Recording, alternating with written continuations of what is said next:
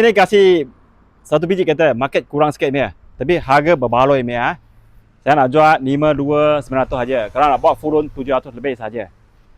Amira 1.0 turbo. Cat original. 95% kemas lagi. Owner sudah masuk skirting. Oh. Garang sikit. Nampak tak? Ini model so tak macam dulu dulu orang tua pakai punya. Sekarang ini tengok garang. Oh, Vios pun kalah dia. Betul tak? City pun kalah dia. So tapi harga dia murah daripada Vios dengan City. So second hand boleh beli. Orang sudah rugi banyak. So you orang sambung. So you orang berbaloi. So kita tengok dia punya cat. Okey So lepas tengok skirt dia cantik muka dia. Lepas tu kita tengok dia tayar dia tengok tayar dia. Original 16 inci Continental 16 inci 205/55. Tayar 85 bunga lagi. Kita tengok belakang boot dia besar tak besar. Tengok boot dia belakang tapi kita tengok lampu dia. Sekarang ni lampu canggih sikit tengok. Wah, jejak ni. Sudah banyak sporty tak sama dulu. Tak sama turbo. Rotek murah sahaja. RM20. Tengok dalam dia luas bukan luas saja tapi dia kemas. Ini beli nanti free kasih orang. Customer beli ni. Ini pun customer beli ni papan ini. Okey, kita tengok dalam kemas tak ada accident 100% tak ada Kita sudah cek ni. So, lepas tu kita tengok lalaman dia.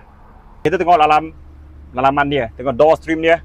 Masih original lagi Ini benda semua sudah untouched punya Tengok speaker punya itu lot itu kertas belum koyak lagi. Ini multifunction steering. Ini VLT yang paling high spec punya. Dia ada 3 spec Ini yang VLT yang paling high spec. Ada 360 degree punya kamera. So dia punya seat two tone punya, 2 color punya. Tengok kemas lagi. Ini pun sama juga lembut punya.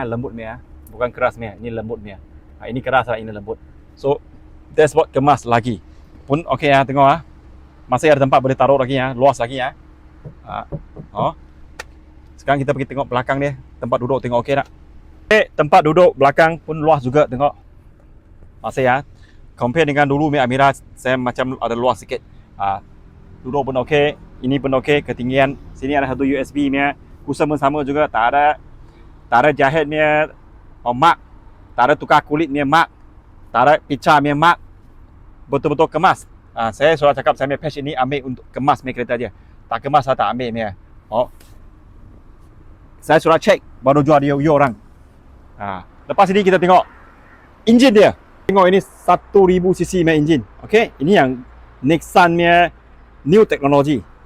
Ini semua marking yang bukan saya mark punya. Bukan budak-budak suka-suka saya punya Bangladesh cuci kereta mark punya. Bukan ini dari QC dia orang marking punya. So mana ini skru antas lagi semua. Kemas lagi ini semua original. So bebas daripada banjir, total loss, accident sebab ini cat original. Semua servis dekat Nissan. Ingat follow saya punya page, saya akan kasih kereta yang betul-betul kemas. Tak perlu repair punya. Ini yang penting. Dengan harga yang berbaloi saya kasih orang. Sekarang terima kasih Justin Insan Auto. Saya Bahat.